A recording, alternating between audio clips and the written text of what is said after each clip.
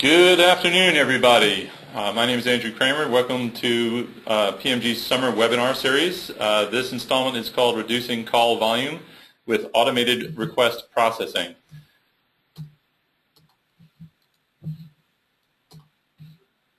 My name is Andrew Kramer. I'm VP Customer Solutions here at PMG.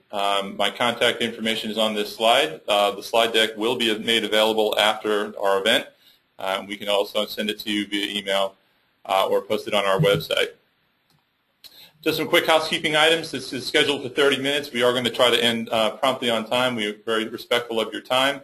You can ask all kinds of questions of me throughout the webinar through the chat application in GoToWebinar. If we don't get a chance to answer your question during the session, we'll of course follow up with you after the event. I will leave some time at the end for Q&A. Again, we'll provide links to the presentation, and a recording of the webinar will be emailed to you. If you'd like to reach out to me personally and ask me any personal questions, I could be reached at akramer@PMG.net. Quick agenda for today. We're going to talk about the different types of service desk requests, how we're going to automate those requests via an enterprise service catalog to reduce call volume to the desk. We're also going to talk about the specific case of email-based tickets and quote-unquote calls and how we might process those more effectively. And we're going to take you through a short demo on how you can achieve some of these results quickly. We're going to share with you some customer success stories, metrics, and KPIs. And last but not least, we'll obviously take some questions.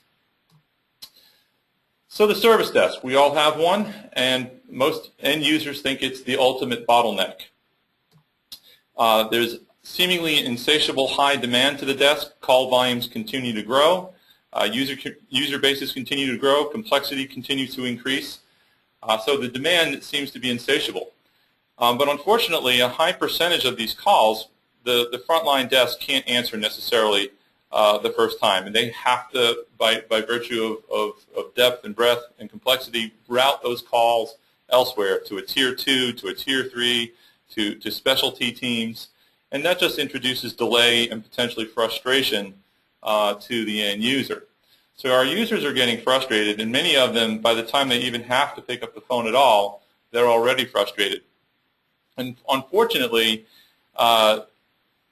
calling at all is the most expensive method of support, and it might not even be the one that the user wants to do. So, but if we don't provide them a different option, then this is the only game in town.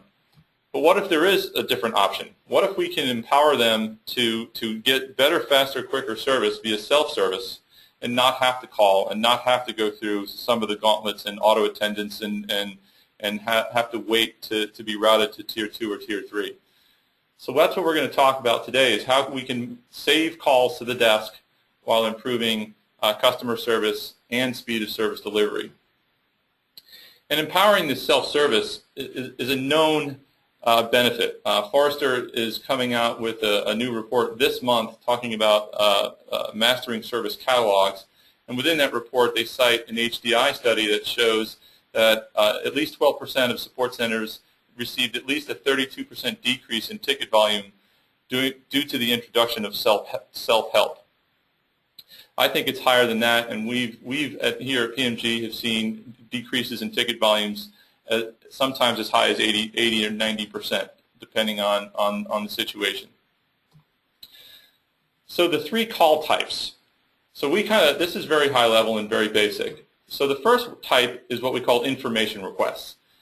Your help desk gets these calls all day, every day, and probably every member of the desk has answered the same questions probably 100 different times. These questions typically start with, what can I, how do I, and the answers are typically stored in the service desk agent's head, and they can respond, well, you have to go here for that, you have to call this person for this other thing, or you have to go to some other portal or call some other phone number or go to the knowledge base article. And this can be time consuming, and these are the types of calls that can be prevented if this information was readily available via a self-help or a service catalog portal. The second type of call is net new requests. typically starts with, I want to order blank. I want to order a new PC. I want access to a file share. I want an accessory. I want a mobile device. Anything that the user needs to get their job done better, faster, quicker, we consider that a net new request. Why do they have to call someone to do that? Why can't there be an add to cart button and online shopping to go ahead and get that process started? And the last but not least type of call is status requests. So if you're getting information requests and you're getting deluged with net new requests, you may very well get a call every single day asking you what the status of a net new request is until it's fulfilled. And so that's another category of calls we aim to tackle by providing real-time status to your customers. You can prevent one, if not all, of those types of calls. So let's dive into information requests a little bit more. First of all, the Enterprise Service Catalog is the place where they can understand what is available, what does it cost, and how to acquire it. And more information, of course, like what is the service level agreement, how fast can I get it. All those questions should be attributes of your service catalog entries. And so your service catalog entries are going to answer the who, what, when, where, how, and why of the information they're asking. The who is typically who's the service owner. If I have a problem, who do I call? What's included in the service? Is it a singular item? Is it a bundled item? How fast is the CPU, or how much memory does it include, or what accessories come with it? How soon can I get it? If you don't put that in there, the customer is going to have unrealistic expectations like, hey, why didn't you get this? Can't you get this to me by tomorrow? Where do I get it? Do I have to go somewhere else? Do I have to contact a supplier or another individual within the company? Or can I order it right then and there? And how much does it cost? We've seen a lot of very immature catalogs where the costs are not included. And this leads to all kinds of other problems, such as demand management problems. If something is considered free, then you might as well go ahead and order it, right? I'll go ahead and order myself a brand new iPad if it doesn't have a cost next to it. But if it has a price and I have to pay for it, I might need to go get the money and get approval and so on. So including how much it costs is obviously very critical. And then the why is, do you provide different services for different people? Do you need the bronze, silver, or gold edition? That type of thing. And so those types of descriptions in your services are also very helpful. So the how do I?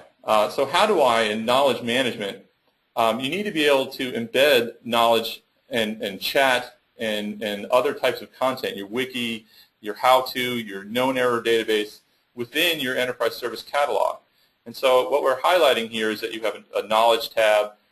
Your search at the top integrates both service results in terms of things that you can order. It also includes content results that come from any other knowledge items within the enterprise service catalog portal. It can come from your known error database, your FAQ, or anything like that. And if you can't find what you're looking for through simple navigation or through the search, you can, of course, click a button and chat with a live person. And chat is known to cost far less than staffing for calls. So we're trying to, again, reduce calls. And if we can, if they still have to work with humans, we can at least do that through a less expensive channel. So let's get into some of the net new requests. So anything that's orderable, it should be orderable through a shopping transaction. This is the way we all operate as consumers. We all go online to the Internet. The Internet does over $1 trillion worth of transactions every single year worldwide, and 99% of the time it doesn't involve a phone call. If you look at a site like Amazon or eBay, very few, if any, transactions ever warrant a human interaction. And so they can conduct those transactions at pennies per transaction, whereas if you still have to call, you have to staff a call center, and you're back up to that $23 per call type of cost figure. So if I'm ordering hardware, laptops, accessories, software, whether it's for my PC or laptop or the data center, or even for a mobile device, your app store should be part of this same enterprise service catalog ordering interface. And then there's other types of services that you shouldn't have to go to a separate type of portal. So we're starting to see some organizations make the mistake or exacerbate the mistake of having portal sprawl. They have one portal for HR services, another portal for cloud and those types of services, and yet another one for hardware, another one for storage. And what we should be looking to do is collapse any type of ordering portal into a single enterprise catalog. And of course, if you can't order it then and there, and you just want to open up a generic ticket, you should have the ability to do that, and you should have the ability to surf your knowledge. And last but not least, of course, if you need to interact with the humans, you can do that through chat or dial a phone number on the given on the page. The other potential for dramatically reducing the number of net new requests is the concept of bundling your requests. So the classic example of that is something like an employee onboarding. When we onboard an employee, there's quite a few things that employee needs on day one. And imagine that we had to call and order each and every discrete item as a separate ticket or call to the help desk. That would be very tedious and very difficult to track and manage. And instead of doing that, we offer up a bundle in the service catalog that includes a predefined and or user configurable bundle. That includes their hardware, their PC or laptop, their desktop phone, their mobile phone, their network access, network ID, email account, any other access to any other things that they might need to do their job, file shares, other applications they need to log into. Might need to get them to review and electronically sign their HR forms and policies. So instead of having to go to an HR portal separately from their IT portal, that's all combined in a single bundled request. And sometimes your bundles are bundles within bundles. You might have PC or laptop bundles that include not only physical items like the laptop itself, but accessories, but also the installation perhaps, the desk side installation of the device, maybe a training class, anything that you might need to put into the bundle. The idea is that each bundle that you do will reduce, if not eliminate, 4 or more calls or separate calls to your help desk. And then, of course, we have different types of bundles. And depending on the organization, these can get quite interesting and quite complex. We start to see that with infrastructure types of service bundles and cloud service bundles. You might have fixed bundles. For example, you wouldn't run necessarily JBoss, an application server by itself, but when you order JBoss, it almost always gets installed with a MySQL database.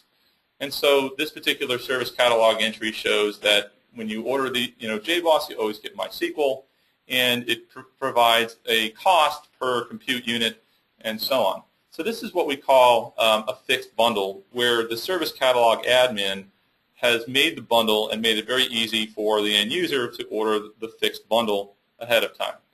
Dynamic bundling starts to come in where once you've created some bundles, now the user has some control over the bundle. They might be able to adjust quantities. They might want to order 2 of these or 5 of these, or adjust the number of CPUs or memory in a virtual machine.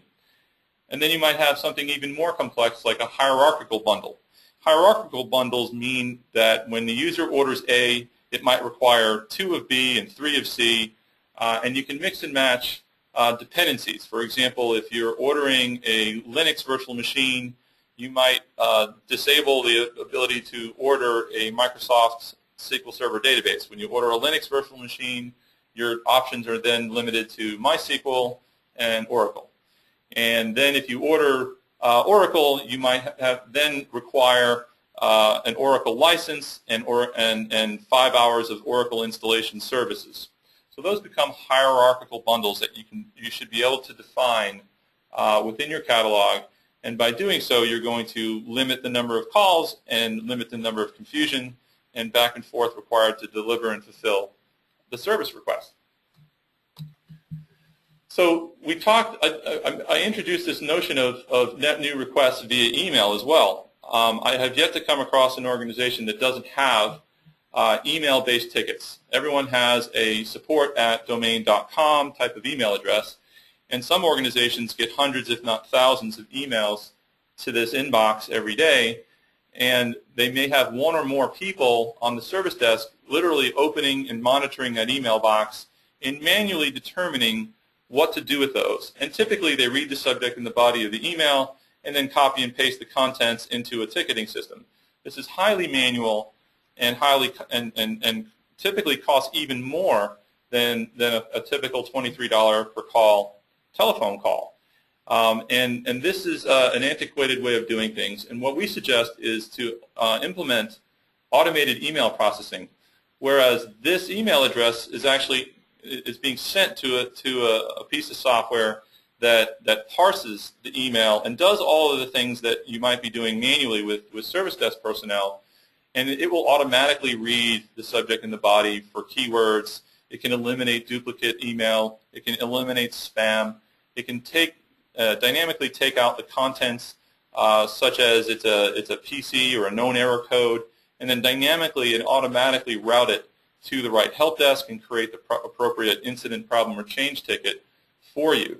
And by doing this, you can keep the convenience of allowing users to send an email to open a ticket, but automate the backside of that to eliminate call and volume and expense.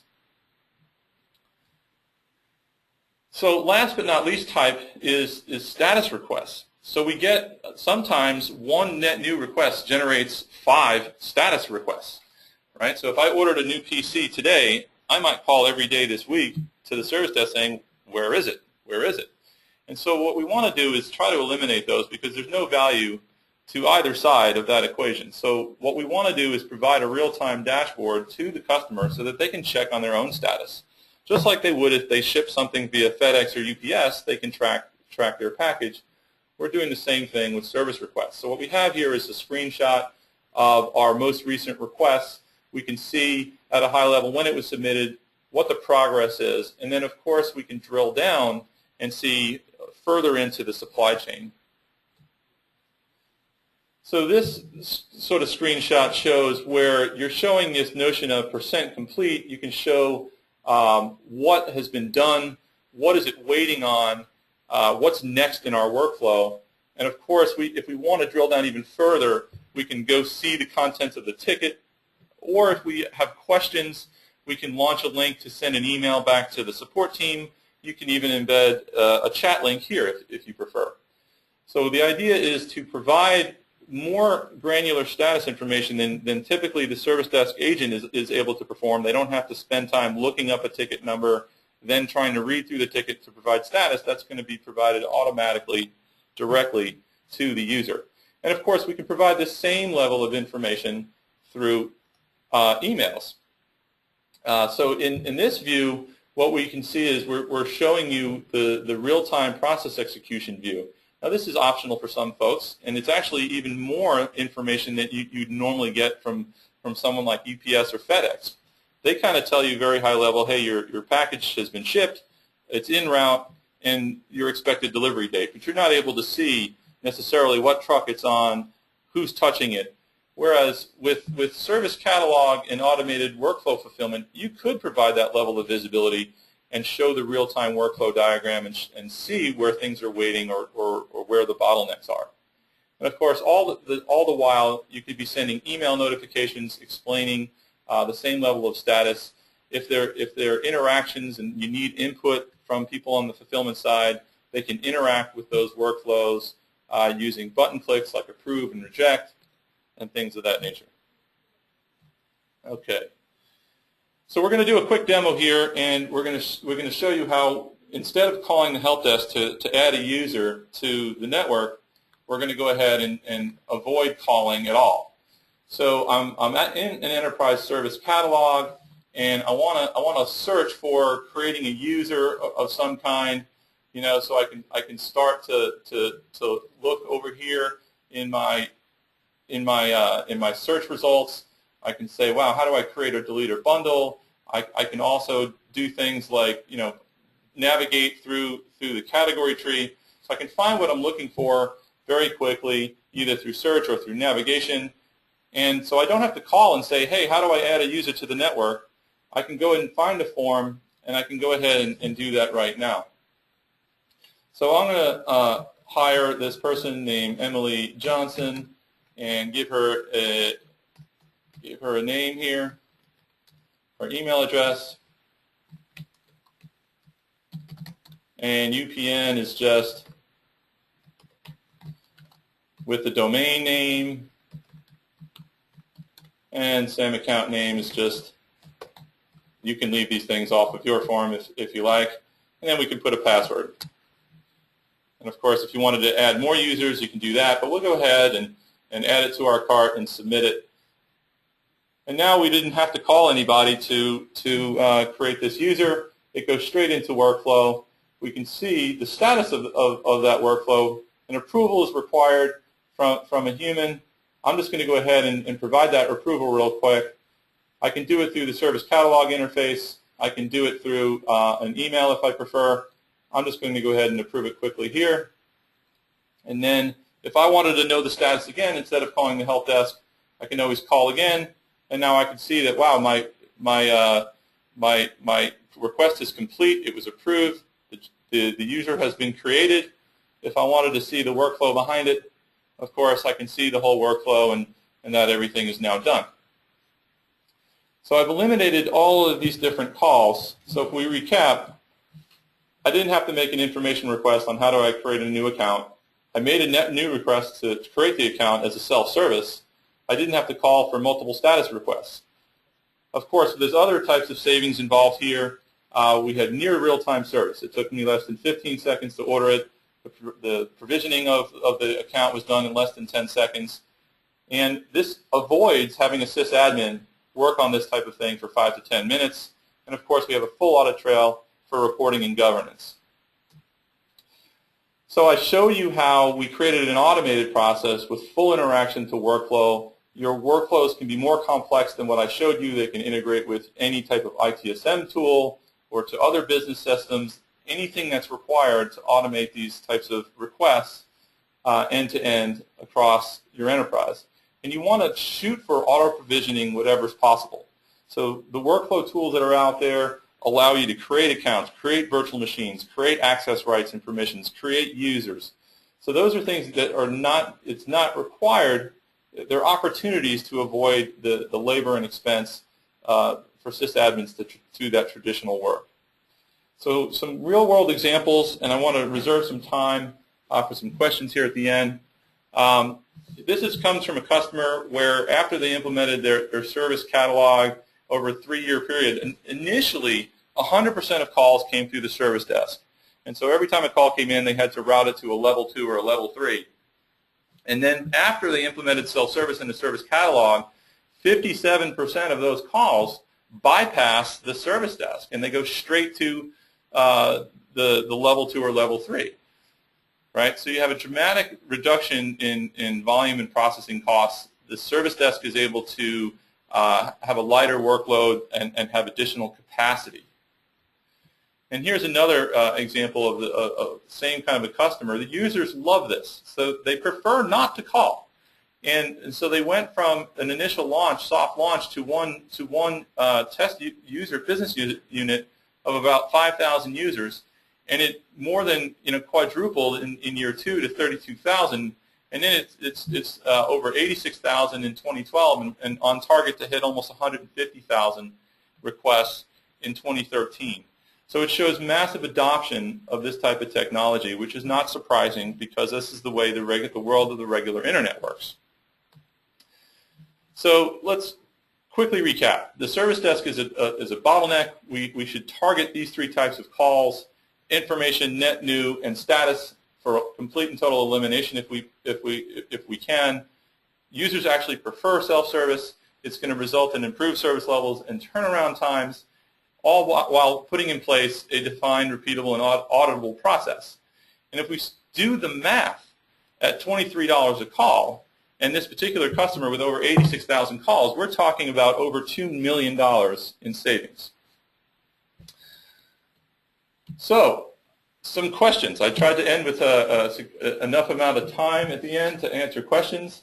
So I'm going to go ahead and look at my question panel, and please feel free to ask some questions. So I have the first question is the percent complete is calculated based on what? Very good question. So percent complete of a request, the way PMG does things is if you think about a self-service transaction and if you own the whole workflow behind it, your percent complete is going to be the percent complete of the whole request supply chain being fulfilled. So if we had 100 steps in our workflow or in our supply chain to fulfill that request, and we're managing all of that through workflow, and imagine all of those things happen one step at a time in serial, and you're 10 steps in, you're 10% of the 100 steps.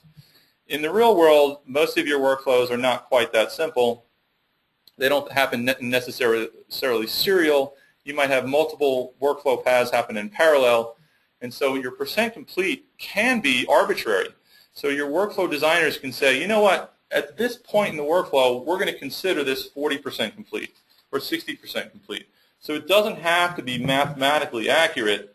It can be just what you as a fulfillment team think it makes sense to communicate back to the customer.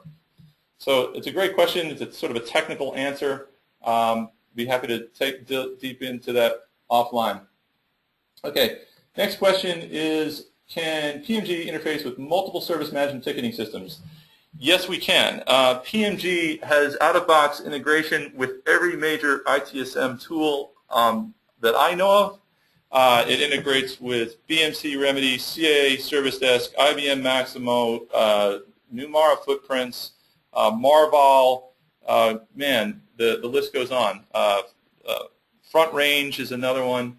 And you can integrate to just about any ticketing system, and it's designed, you can do one or multiple ticketing systems. And the idea is that regardless of how many integrations you have in your supply chain, you can provide one single pane of glass to explain to the user the status of their request. You might have 10 ticketing systems among 10 different suppliers fulfilling a request, but you'll be able to see that percent complete and all the status steps and exactly where you are in terms of workflow. Okay, I think I have time for at least one more question. And let's see. All right. The next question is interacting. How do you interact with mobile devices? Which is another great question. So obviously, we're all mobile enabled. There are now more mobile devices on the planet than there are humans, which means that we're all carrying more than one mobile device, which means we love them and we're going to use them for the foreseeable future. So PMG, we support full mobile integration with every mobile platform, and you can do it with or without mobile apps. This is important for a couple of reasons. One is there's a whole new set of challenges, as we know, with BYOD and security. And you might want to be able to do something like approvals and things of that nature via your lockdown mobile device the way you got it directly from Apple, for example. And so we leverage the ability to use those devices out of box without installing apps so that you can do things like open up the email client and interact with workflow through the existing out-of-box email client rather than having to download an app. If you do have rights and permissions to download apps, there's obviously advantages to interacting and doing things that way. And so PMG has mobile apps to support Android and Apple iOS, and soon to support also Windows Mobile as well. All right. Let's see. I have time for one more question. And the last question is, can you do service level management? And I didn't quite cover that here today, but the short answer is yes. You can set up any of your service requests can have due dates, for example, and you can manage your SLA to the due date. You can have stated due dates like this will be delivered within 10 business days or 30 business days. And you can have underpinning OLA measurements in between. There's metrics and dashboards to support that as well. All right, I will take one last question, and I promise to cut off within our time allotment. The last question is, how long does it take to realistically get a service catalog set up? Well, I'm obliged to say that it depends. You can install a service catalog product in a couple of hours. And most service catalog products try to give you a giant running head start by giving you template material, things like I did, ordering an AD account, ordering a laptop, ordering a cloud server. There's typically templates that you can use out of box to do probably 70 to 90% of the types of services you'd put in your own catalog anyway. And then it becomes an issue of, how much do you want to customize or configure those to meet your needs, and how complex are your workflows. But in general, we've seen most clients are able to go from zero to a production-ready, actionable catalog with some number of services with fully automated workflows in 90 days or less. Again, if I've ran myself out of time, I hope you enjoyed today's presentation. If you have additional questions, please feel free to contact me directly at PMG.net. If you'd like to know more about PMG, please visit us at www.pmg.net. Thank you so much.